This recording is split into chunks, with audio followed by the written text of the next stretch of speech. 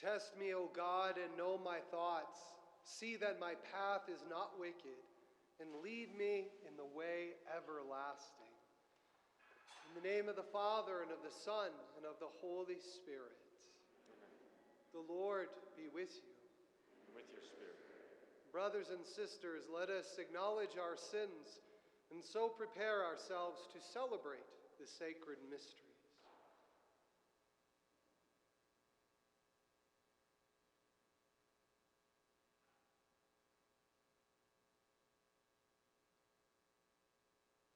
I confess to Almighty God and to you, my brothers and sisters, that I have greatly sinned in my thoughts and in my words, in what I have done and in what I have failed to do, through my fault, through my most grievous fault.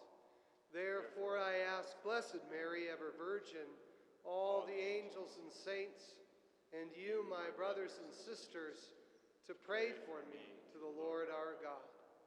May Almighty God have mercy on us, forgive us our sins, and bring us to everlasting life. Lord, have mercy. Lord, have mercy. Christ, have mercy. Christ, have mercy.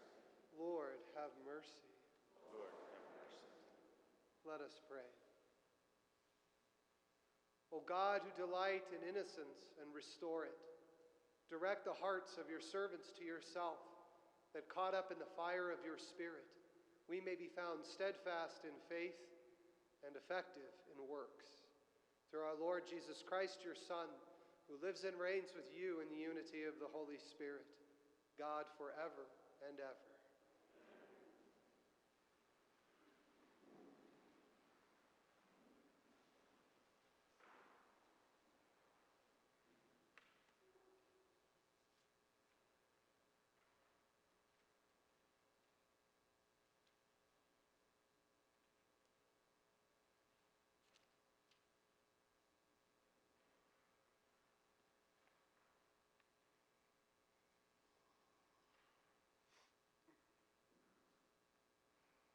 A reading from the book of the prophet Jeremiah.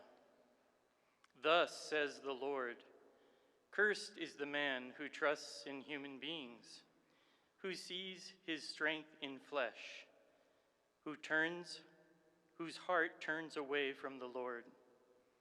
He is like a barren bush in the desert that enjoys no change of season, but stands in a lava waste, a salt and empty earth. Blessed is the man who trusts in the Lord, whose hope is in the Lord. He is like a tree planted beside the waters that stretches out its roots to the stream. It fears not the heat when it comes. Its leaves stay green. In the year of drought, it shows no distress, but still bears fruit. More tortuous than all else is the human heart, beyond remedy. Who can understand it? I, the Lord, alone probe the mind and test the heart, to reward everyone according to his ways, according to the merit of his deeds. The word of the Lord. Thanks be to God.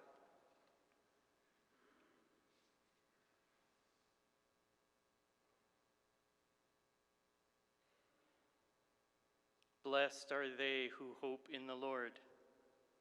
Blessed are they who hope in the Lord. Blessed the man who follows not the counsel of the wicked, nor walks in the way of sinners, nor sits in the company of the insolent, but delights in the law of the Lord and meditates on his law day and night. Blessed are they who hope in the Lord. He is like a tree planted near running water that yields its fruit in due season and whose leaves never fade. Whatever he does prospers. Blessed are they who hope in the Lord. Not so the wicked, not so. They are like chaff which the wind drives away. For the Lord watches over the way of the just, but the way of the wicked vanishes. Blessed are they who hope in the Lord.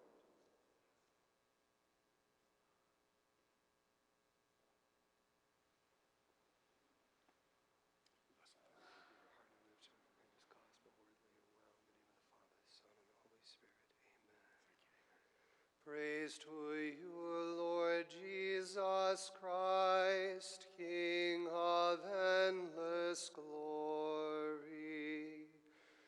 Praise to you, Lord Jesus Christ, King of endless glory. Blessed are they who have kept the word with a generous heart, and yield a harvest through perseverance.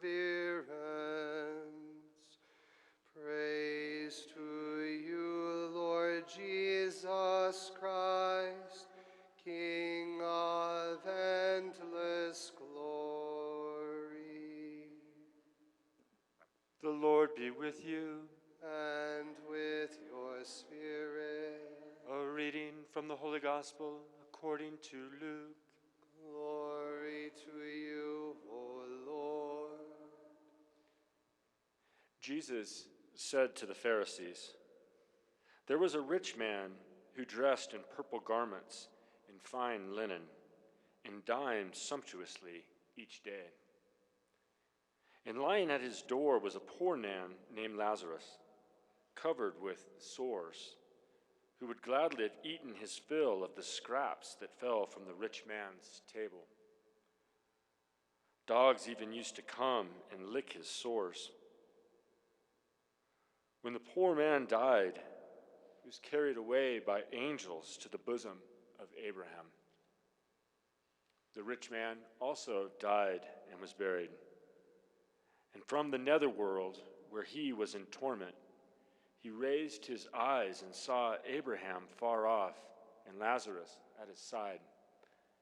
And he cried out, 'Father Abraham, have pity on me.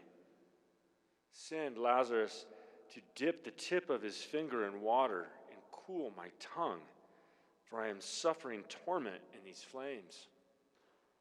Abraham replied, 'My child, remember that you received what was good during your lifetime, while Lazarus, likewise, received what was bad. But now he is comforted here, whereas you are tormented. Moreover, between us and you, a great chasm has been established, to prevent anyone from crossing, who might wish to go from our side to yours, or from your side to ours.' He said, 'Then I beg you, Father, send him to my father's house, for I have 5 brothers, so that he may warn them, lest they too come to this place of torment.' But Abraham replied, 'They have Moses and the prophets. Let them listen to them.' He said, 'Oh no, Father Abraham, but if someone from the dead goes to them, they will repent.' Then Abraham said, 'If they will not listen to Moses and the prophets, neither will they be persuaded if someone should rise from the dead.'" The Gospel of the Lord. Praise to you, Lord Jesus Christ.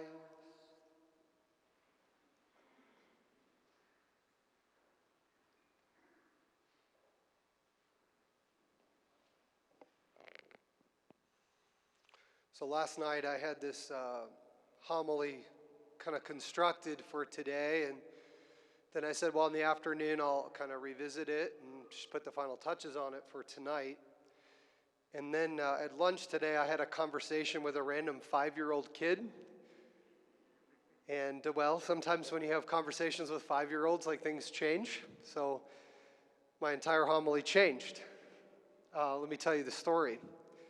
So I was, after the funeral that I had this morning, I had about just kind of a half-hour gap where I could quickly grab lunch before some other things I needed to do and for another appointment. And so I was like, well, I need to go somewhere quick, right? Because I only have about a half an hour. And I kind of want to go by myself because I was frustrated with a couple of things, and sometimes just like a good lunch by myself, I can kind of clear my head and come back, be ready to roll. So I said, okay, I'm going to go to Culver's, okay? Because it's literally right down the hill, you know? And I said, it's St. Patrick's Day, and I found out recently through like these, 23andMe stuff that I'm actually more Irish than I am German, even though my last name is very, very German. So I thought I might as well celebrate St. Patrick's Day, and I did not give up sweets for Lent, so I gave myself permission to, indulge myself at Culver's over lunch today. So, and anyways, I was in line, and there was this dad with his 5-year-old son. I'm guessing he's 5. Couldn't have been more than 6, so he could have been 5.5. If I had asked him, maybe he would have told me he was 5.5. I don't know. We'll say he was 5. That was my best guess. Anyways, I'd never seen him before. Anyways, they're having a good time, and they're ahead of me in the line. And after I got my order, I was going to fill up my drink from the fountain, And the 5-year-old kid, his dad stepped away to do something. I don't know, maybe use the restroom or go get a table. And this is the 5-year-old standing there by the fountain machine, And I'm filling up my soda cup, and this kid's just looking at me, just kind of staring at me. And most of the time, 5-year-olds are kind of afraid of me. I think it's the giant beard, I think that scares them away. And then because I was kind of working some stuff out, it wasn't like I had a very happy, like, hey, come talk to me resting face on, And that wasn't mean or anything. I was just filling up my cup and thinking about things, and just noticed this kid staring at me, and his dad wasn't near him. And there were other people around too, so it's not just me. And this kid is just fixated on me. And then as soon as I fill up my drink, go to put a cap on it, the kid says, "What's your name?" And I said, "Well, my name's Will. What's yours?" And he told me his name. And he says, "What are you doing today?" And I said, "Well, right now I'm just getting lunch, and then as soon as I'm done, I'll go back to work." He said, "Where do you work?" And I said, "Well, that hill right over there?" He's like, "Yeah." I said, "Well, I work on top of that hill." He goes, "Really?" And I said, "Yeah, there's a Catholic church on top of that hill. I run that church." "Wow, that's cool." I said, "Yeah, that's cool." I said, What are you doing today?" And he said, "My dad and I are going swimming." I said, "Oh, swimming?" He said, "Yeah, we're going to the pool." And he's like, "But it's a really long drive to the pool." I'm like, I bet it's a long drive. I said, "You like swimming?" He said, "I love swimming, especially with my dad." And I said, "When I was your age, I have memories of swimming with my dad, and I really love those memories. Like, they're still with me, even though I'm much older than you, And I said, "Well, I hope you have a really great time at the pool today." And at this point, his dad had walked up and heard the part of the conversation, and he's just laughing away, And anyways, I said, "Will you be safe on the road on your long drive to the pool, okay?" And he said, "Okay." So then I sit down, I eat my lunch as normal, and indulge in my Butterfinger custard, Anyways, I finish up my meal, and I go to take my tray, to dump it out in the trash can and to refill my soda before coming back up. And this kid with his dad sitting right there at the table as I'm passing by says, "Hey, Will." And I said, "Yeah, buddy, what's up?" And he just looked at me in the eyes and said, "I hope you have a really good day today." And I was like, stunned, like I didn't know what to do, like fighting back tears a little bit, It wasn't like it was a wreck of a day or anything, but if God had given me a sheet of paper and said, "Write out a script for what you want to hear today, who you want to hear it from, and how you want them to say it," I would have never written that script out. Like, But it was like God's script is always greater than our script, you know? And I just looked at that kid and I was like, thank you so much. I hope you have a great day today too. And as I walked away, he said, be safe on your drive up the hill. I said, I will, thank you. You know. Okay, so why did that story change my homily? Well, I've been thinking about that encounter like all afternoon. It's been like just saturating my mind and my heart. And when I went back to revisit my homily for today, I was like, dang, I think this kid summarized it perfectly. Let me explain. So our first reading from Jeremiah and Psalm 1 use this imagery that's really beautiful. It's the image of a tree being planted near running waters, okay? I think that's where Jeremiah gets it from. He gets it from Psalm 1, and both of them get it from creation, right? The creation of the world and the waters that flow from the sanctuary, okay? And it's this idea that the person who stands in the Lord, meaning the person who is rooted in God's law, God's presence, right? God's mercy. The person who stands in those three things is like a tree planted by water. It has all of this life force that can flow into it, okay?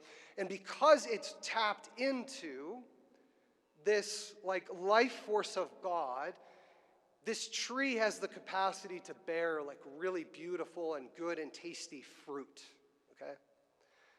And I don't know if this kid that I encountered today knows who Jesus is. I don't know that. I don't know anything about his faith or his father's faith, okay?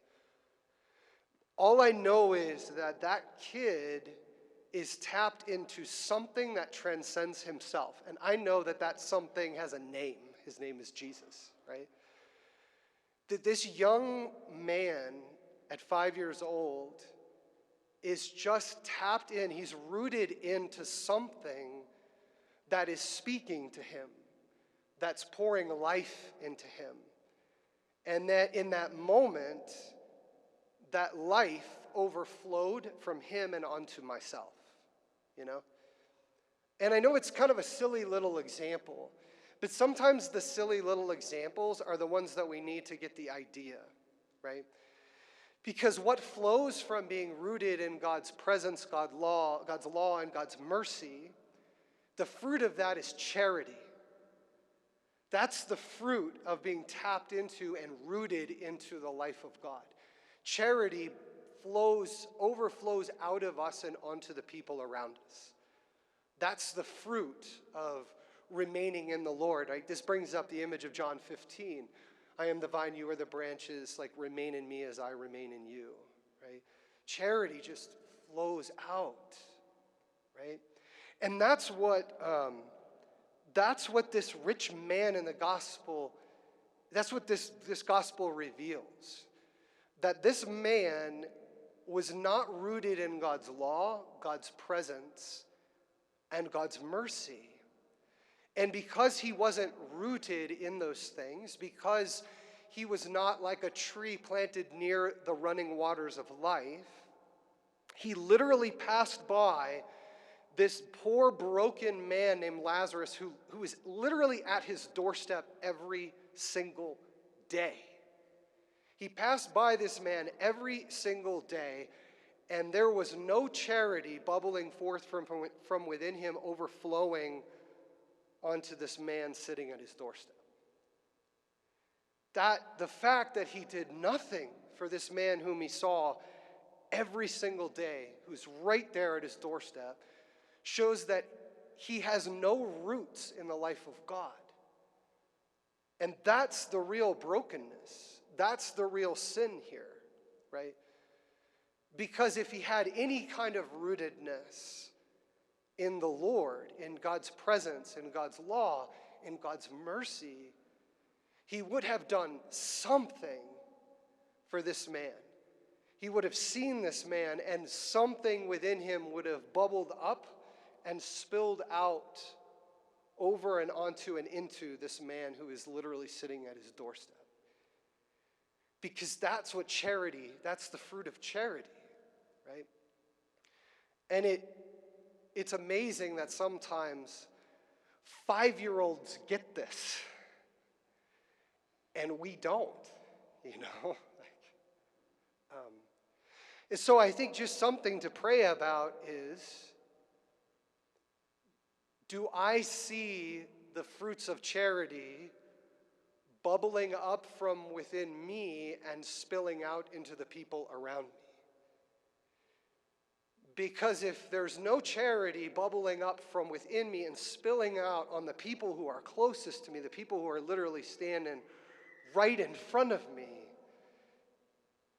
am I really rooted in God's law, in God's presence, and in God's mercy? And if there isn't a rootedness in that, what might need to change in me so that the roots of my life can tap into that flowing water and bubble forth and pour out upon the people who are closest to me, the people who are literally standing right in front of me, people who actually need the fruit of charity and don't even know it.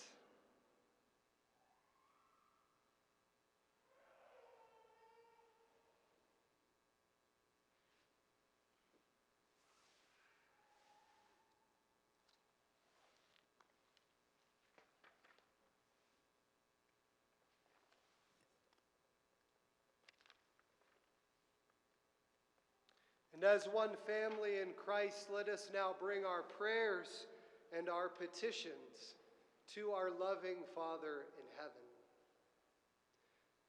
We pray that God may be pleased to increase faith and understanding in the catechumens who are to be initiated by holy baptism in the coming Paschal solemnity. We pray to the Lord. We pray that peoples who are in need may find help, and that peace and security may be firmly established everywhere. We pray to the Lord. Lord, hear our prayer. We pray that all who are afflicted or suffering temptation may be given strength by the grace of Jesus Christ. We pray to the Lord. Lord, hear our prayer. We pray that all of us may learn to distribute the fruits of self-denial for the good of those in need. We pray to the Lord. Lord, hear our prayer. We pray for the repose of the souls of the faithful departed, that through the mercy of God they may be resting in peace. We pray to the Lord. Lord, hear our prayer. We pray for an increase in vocations to the priesthood, that God will choose more young men from our families, from our parish, from our school and our Newman Center to serve in this beautiful vocation. We pray to the Lord. Lord, hear our prayer. And we pray for the many special intentions that lie in the silence of our hearts that we bring to this Mass to offer to our Father in heaven. We pray to the Lord. Lord, hear our prayer. Have mercy, O Lord, on the prayers of your church, and turn with compassion to the hearts that bow before you, that those you make sharers in the divine mystery may never be left without your assistance. Through Christ our Lord.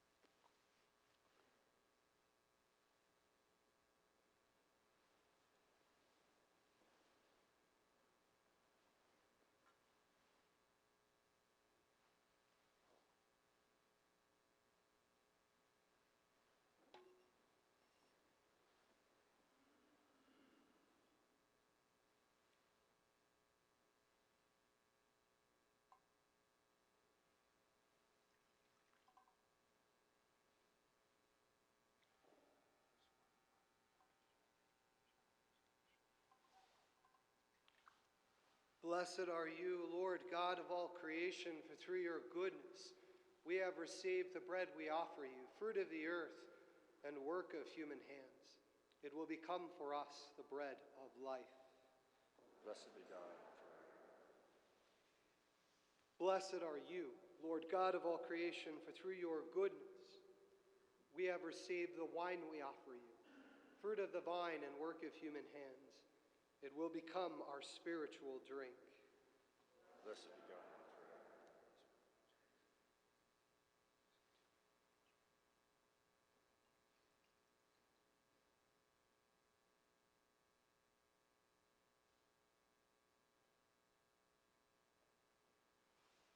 Pray, brothers and sisters, that my sacrifice and yours may be acceptable to God, the Almighty Father. Lord, accept the sacrifice at your hands. Praise and glory of his name, for our good and all his holy church. By this present sacrifice, we pray, O Lord, sanctify our observance, that what Lenten discipline outwardly declares, it may inwardly bring about through Christ our Lord. The Lord be with you. And with your spirit. Lift up your hearts. We lift them up to the Lord. Let us give thanks to the Lord our God. It is right and just. It is truly right and just, our duty and our salvation, always and everywhere to give you thanks, Lord, Holy Father, Almighty and eternal God. For through bodily fasting you restrain our faults, raise up our minds, and bestow both virtue and its rewards through Christ our Lord. Through him the angels praise your majesty, dominions adore, and powers tremble before you. Heaven and the virtues of heaven and the blessed seraphim worship together with exultation. May our voices, we pray, join with theirs in humble praise as we acclaim. Holy, holy, holy Lord, God of hosts, heaven and earth are full of your glory. Hosanna in the highest. Blessed is he who comes in the name of the Lord. Hosanna in the highest.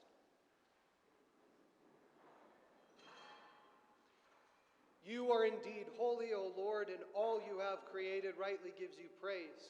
For through your Son, our Lord Jesus Christ, by the power and working of the Holy Spirit, you give life to all things and make them holy, and you never cease to gather a people to yourself, so that from the rising of the sun to its setting, a pure sacrifice may be offered to your name.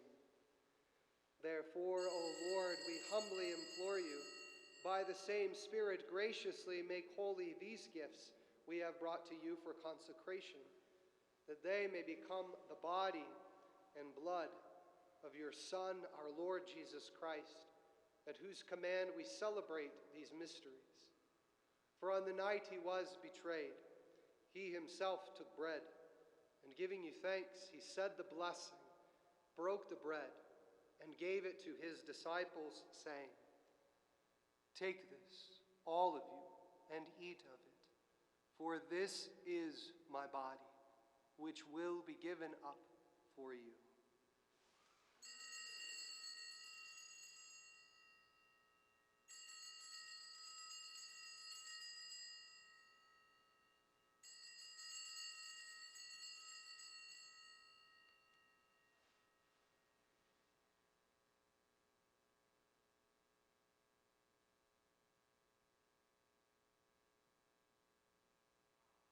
In a similar way, when supper was ended, he took the chalice, and giving you thanks, he said the blessing, and gave the chalice to his disciples, saying, "Take this, all of you, and drink from it, for this is the chalice of my blood, the blood of the new and eternal covenant, which will be poured out for you and for many, for the forgiveness of sins. Do this in memory of me."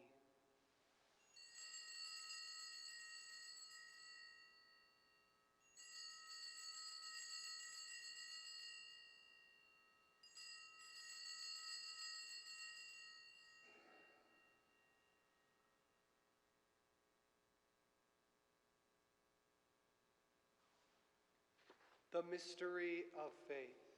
When we eat this bread and drink this cup, we proclaim your death, O Lord, until you come again.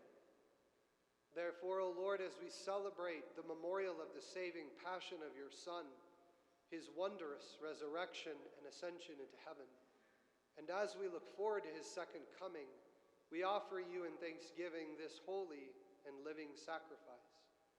Look, we pray, upon the oblation of your church, and recognizing the sacrificial victim by whose death you willed to reconcile us to yourself. Grant that we who are nourished by the body and blood of your Son and filled with his Holy Spirit may become one body, one spirit in Christ. May he make of us an eternal offering to you, so that we may obtain an inheritance with your elect, especially with the most blessed Virgin Mary, Mother of God, with blessed Joseph, her spouse, with your blessed apostles and glorious martyrs, with St. Patrick and with all the saints, on whose constant intercession in your presence we rely for unfailing help. May this sacrifice of our reconciliation, we pray, O Lord, advance the peace and salvation of all the world. Be pleased to confirm in faith and charity your pilgrim church on earth, with your servant Francis, our Pope, and Thomas, our Bishop, his assistant bishop, the order of bishops, all the clergy, and the entire people you have gained for your own. Listen graciously to the prayers of this family whom you have summoned before you. In your compassion, O merciful Father, gather to yourself all your children scattered throughout the world. To our departed brothers and sisters, and to all who are pleasing to you at their passing from this life, give kind admittance to your kingdom. There we hope to enjoy forever the fullness of your glory, through Christ our Lord, through whom you bestow on the world all that is good. Through him and with him and in him, O God, Almighty Father, in the unity of the Holy Spirit, all glory and honor is yours forever and ever. Amen.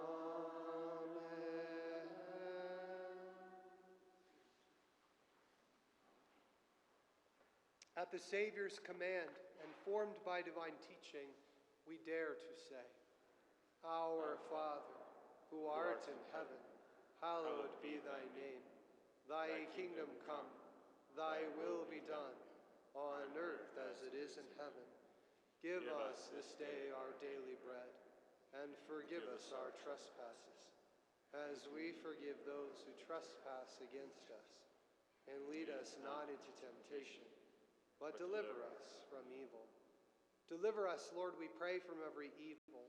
Graciously grant peace in our days, that by the help of your mercy we may be always free from sin and safe from all distress, as we await the blessed hope and the coming of our Savior, Jesus Christ. For the kingdom, the power, and the glory are yours, now and forever. Lord Jesus Christ, who said to your apostles, Peace I leave you, my peace I give you, look not on our sins, but on the faith of your church, and graciously grant her peace and unity in accordance with your will, who live and reign forever and ever. The peace of the Lord be with you always. And with your spirit. Let us offer each other the sign of peace.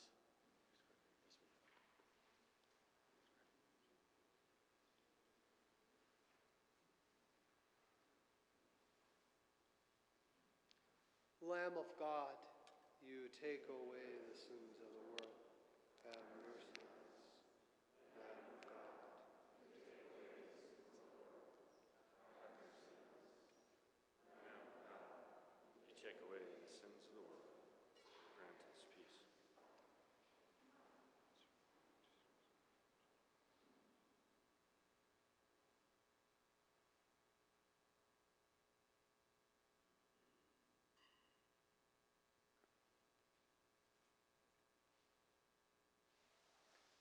Behold the Lamb of God. Behold him who takes away the sins of the world. Blessed are those called to the supper of the Lamb. Lord, I am not worthy